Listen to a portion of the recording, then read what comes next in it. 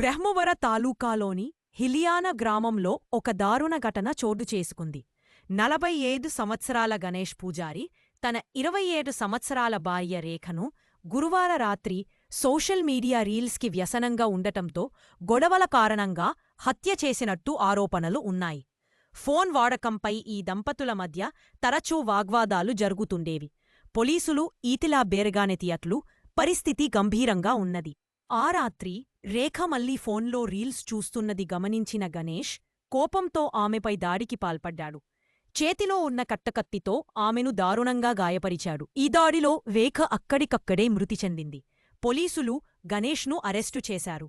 ఈ ఘటన గ్రామంలో తీవ్ర కలకలం రేపింది. రాత్రి సమయంలో ఇంటిలో వెలుగు మందంగా ఉంటే బయట కోకోనట్ చెట్లు మౌనంగా ఊగుతున్నాయి.